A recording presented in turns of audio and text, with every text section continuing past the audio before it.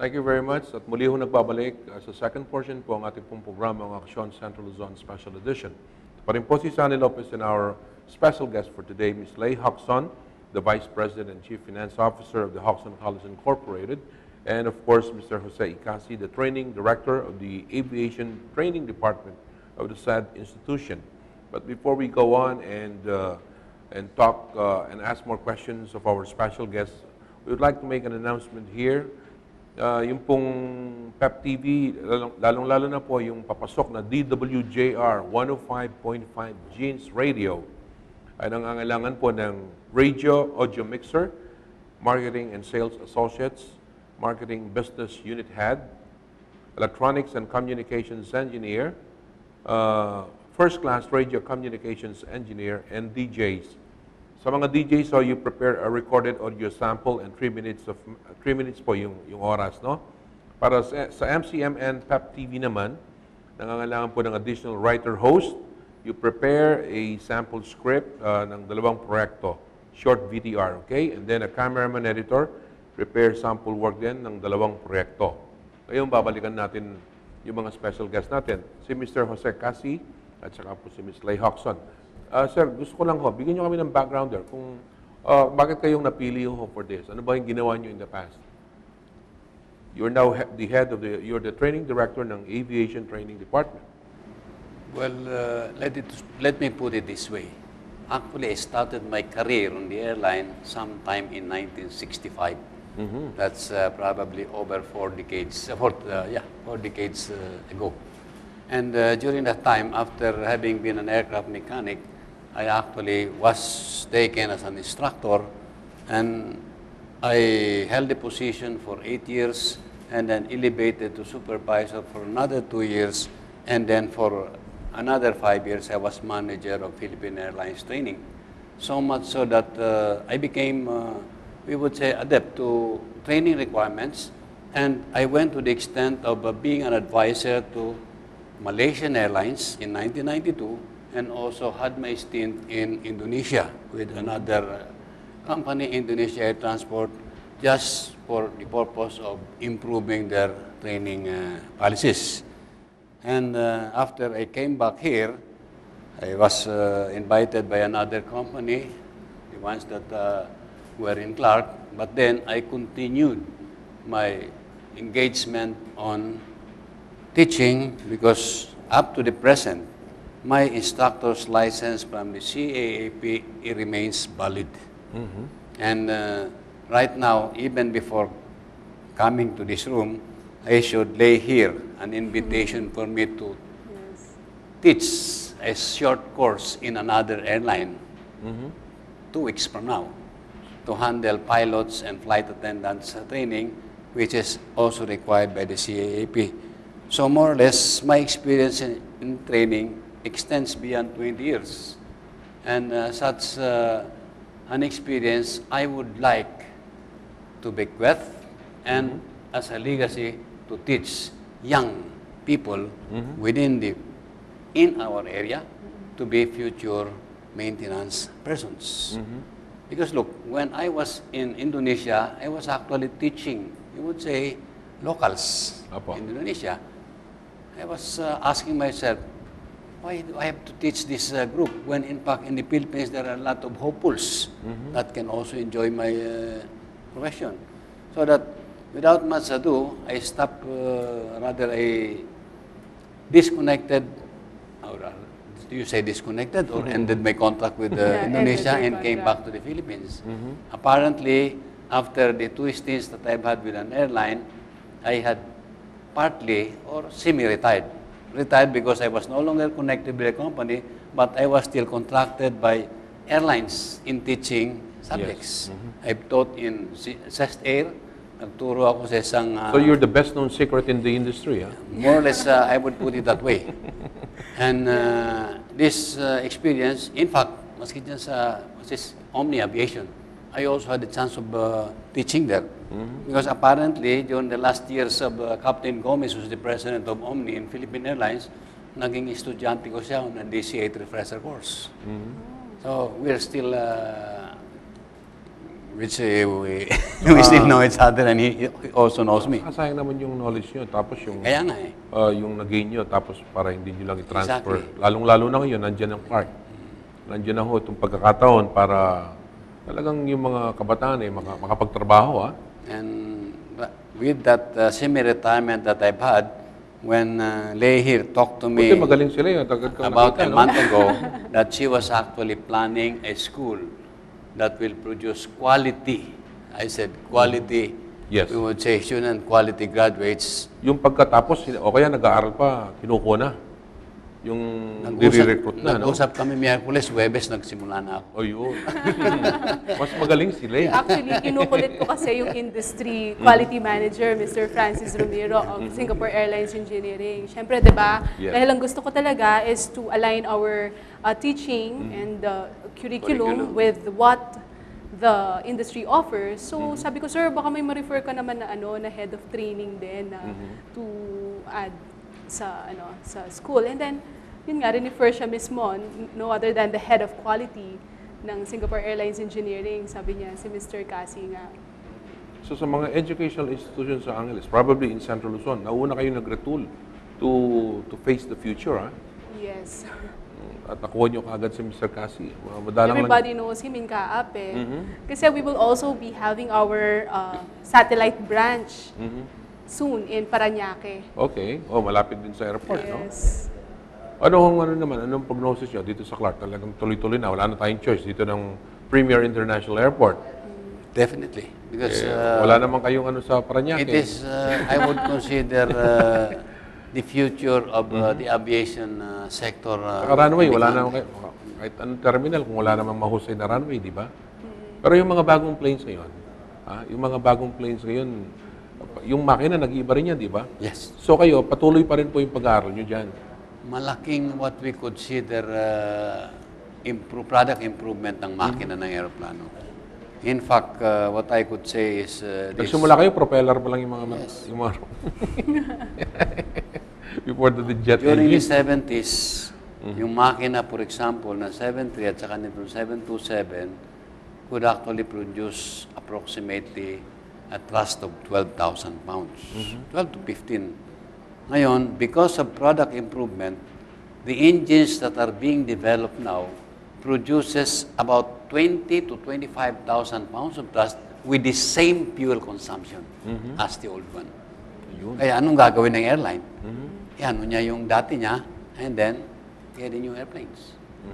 Because you are practically, we would say, cutting into half the operating expenses because of that fuel savings. Ang laking gastos yan, di ba?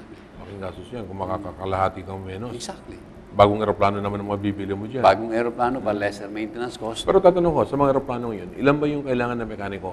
Tuwing magla-landing yung aeroplano, yun ang landing di ba pag nag-landing yung aeroplano sa isang airport, meron na kagad mag-aasikaso niyan. Now, yung aeroplano kasi, when it lands an aircraft and it goes to another flight right after landing, we call it turnaround flights.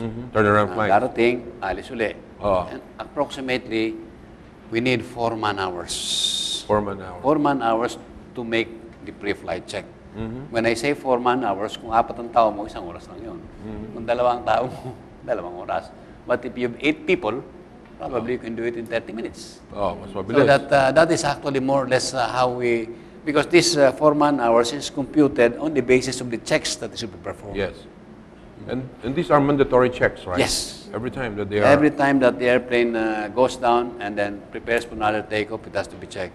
And then again, after what we call the last flight of the day, it has to undergo what we call daily check. In such a daily check incurs approximately 25 man-hours. Okay.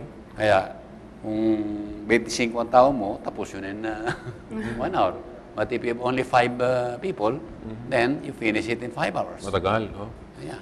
But, Hindi naman pwedeng matagalan yun, di ba? no. Kasi time, sa aviation industry, Exactly. time is of the essence.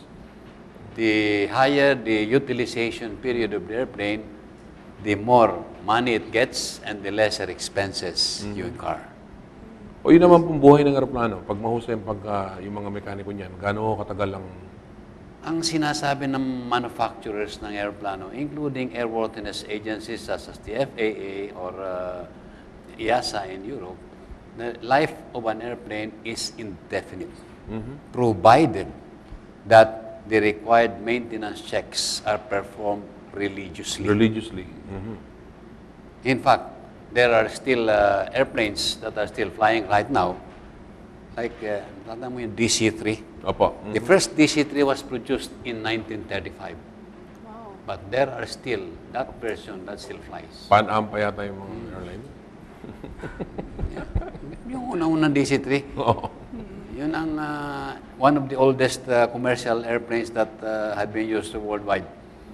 And apparently, what some operators did was only to replace the engine with a newer version, but the body or the fuselage of the airplane remains the same. Ito bang mas gusto ng iba yung may flight time na yung aeroplano kaysa sa brand new? Ano ba yung that talk in the industry? Well, yung subok na, ganyan? It at one time, to tell you something about it, I was actually invited into an investigation by the former Senator Ganson in Iloilo City. And they were actually telling us that the Cebu Pacific airplanes, the DC-9, were old, kaya sirain daw. Apparently, during that time that we were on the investigation, may kasama akong dalawang taga-CAAP. And I actually was able to convince him that age doesn't matter. When I told him, there are brand new cars na makita mo, parada dyan, nag-breakdown.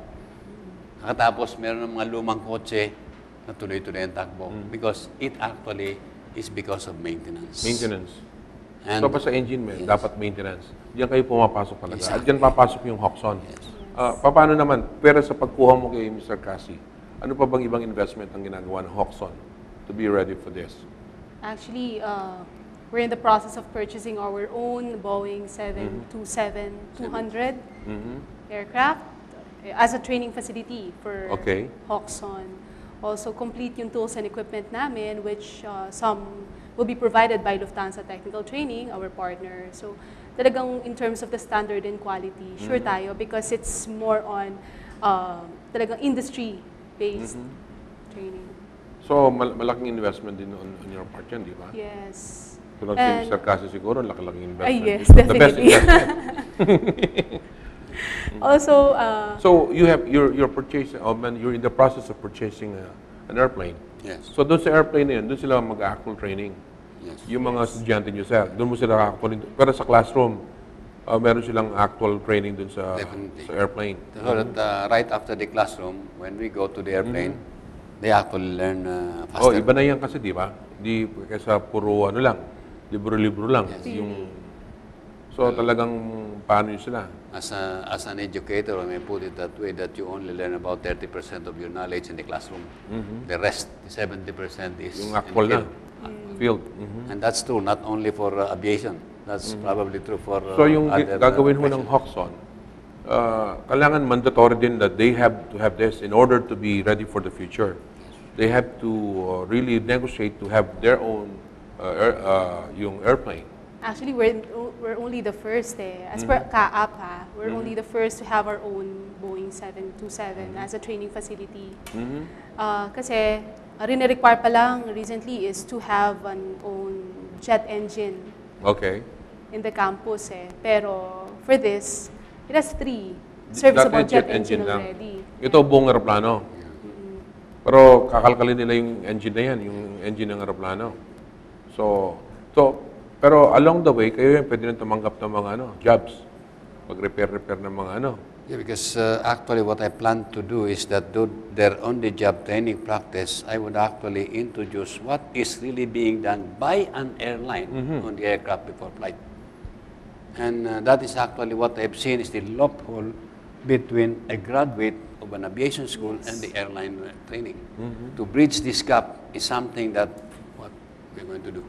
That is a substantial need for these students. So kayo, talagang yung plano ni Miss Lay, pag-graduate sa inyo talagang yung lutong-luto na. Yes. Yes, because it's also required by CAAP to have 1,200 hours training, on-the-job training. Okay. And of course, the industry cannot accommodate all the students. That's why we've decided to venture into this aviation support training facility to further train the Okay. students na actual na. Pero meron gusto kong tanong. Siyempre, pinag-uusapan natin ito, piloto, maintenance. Yeah. Pero sa isang airline, hindi lang yan ang mga pangangailangan, di ba? I agree. Ano pa ho yung ibang mga jobs that are needed by yung sa aeroplano? Well, the more important jobs that are needed, of course, after the pilot and the mechanic, we have the flight attendants. Oo. But this more of passenger, we would say, entertainment. And Yes. give some snacks or things, whatever. Oo. Pero during the kailangan flight. ng We training also pa rin offer dyan. that course, sir. Yan ang This gusto kong coming tanong. June, we will also offer flight attendance course. Tapos ano pa? Marami pa yan. And then, of So course, stewards, flight stewards, The meron other, training. another important position there is yung nasa airport. Because they are actually the ones preparing what we call a load sheet. Okay. This load sheet is being prepared by the airport personnel after all passengers has checked in. That's the reason why they say close ang check-in 30 minutes before flight. Yes. And that is after the last passengers check-in, gagawa na sila ng load sheet na tinatawag. And this load sheet is very important because it has to be accepted by the pilot for him to be able to set the power settings of the engines Para and all lumipad. other parameters that is needed based on the load, the outside air temperature, the runway length, and these are actually tasks that's being performed by a load controller. That are actually employees at the airport. Yung bang nangyari sa Cebu Pacific na nagkasuntukan? Meron bang connection sa problema ganyan? Well, palagay ko wala dahil tapos hindi na yung ano eh. nagbawas Hindi, kasi may naiwan na ano sa eh. bagay, I may think naiwan that's pa sa also aero. Yeah. Oo. part of I would consider na kasama na Magaling ang PR nila eh. Kasi Yung route- nakafocus lang dun sa... Yung root cause nun is because of the passenger, the baggage that was left. Binawasan daw dahil mahina daw yung hangin na hindi makaano yung aeroplano nila. Yes. Tama ba yun? Tama? Meron bang... Exactly. Because there are what we call take-off limitations. Take-off limitations. And such a limitation is particularly very important doon sa Katiklan.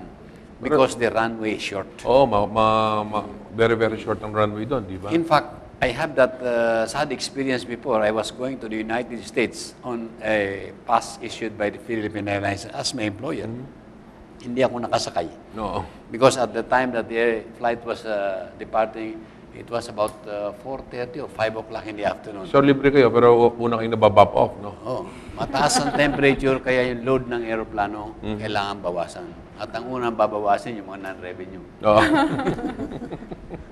Pero, is it a requirement also for the airline to inform those who, yung mga baggages, o kunwari may na-offload na mga ano? Yeah, actually it is Pero nasa kontrata ata, pwede nilang gawin yan, di ba? not necessarily a requirement, but to some extent, after the flight departs from a station, say, umalis sa Katiklan, nag-i-email o nag-telex yung Oo. istasyon, Sa computer and naman, sasabihin, ito yung pasahero, ito yung load, Ito yung bagahe and nilang ito yung na- bagahe nila. But you can say that sometimes, when the airplane arrives there, yung news dumating doon sa radio room nila o kaya doon sa kanilang opisina, and hindi na ipasa kagad doon sa nandun sa counter. Opo. And Magkainitan, this no? somewhat, this log-in communication, yung probably ang isang dahilan kung bakit nagkaroon ng snafu ron sa... Oo. Pero you know that the aviation industry is part of the tourism industry, yan, di ba? Yes. So yung part ba ng training nyo, ganyan? To be ready for yung pagdami ng mga turista, pagdami ng mga taong nagpupunta dito sa Pilipinas, sa Yes. Clark, gano'n? Yes, definitely. Kasi for me, tourism basically is about people within the area. So we also have to prepare our students to be readily. Tama, yung mga tao, kailangan nakahanda rin dyan. Di ba, yung mga taga Cebu, mga taga Las Vegas, sanay na sanay sa mga turista, di ba? Yes. Kaya kasi pag laging maraming turista, maraming mekanikong kailangan. Kasi di ba maraming flights? Sir? Exactly. So ano pa? Flight stewardess, steward, Yes, training, flight meron kayo. stewardess. Ano pa? We're also the first one to offer that one. Kasi we believe dito naman kasi sa Angeles, marami naman qualified for them to Oo. flight. Papunta ka sa Attendant, Cebu, lalo na taga magkakaroon Pampanga ng ako, sabi yung mga stewardess. Naririnig ko minsan nag-uusap Kapampangan eh. Oh. So talagang maraming qualified dito. Yes. So, yan isa rin priority. Yes, At that's saka, one. We will isa pa offer maraming this to- magaganda. Oh, yun. Tama. Sabi tama. nga nila. Mukha. So, we will also Kabanghit offer... nun? Oh, diba? O dapat quality, no? Quality. We have people, we have the beautiful people. Plus, sanay naman tayo sa hospitality, di ba? Yung Yes. Pampanga. Marunong ko kasing, alam niyo naman, marunong kayo magluto, marunong makitao. Sanay sa turista, sanay sa mga foreigners. So, I think talagang yung Angeles is ready for this, no? Pampanga. Okay, we're gonna have another break, no? After the break, yung kabuuan ng ating pag-uusapan, pag-usapan natin uli, pati yung ibang courses nyo, no? Okay. Gusto ko malaman para malaman din ng ating mga viewers, okay? Okay. Pabalik po kami, mga kaibigan.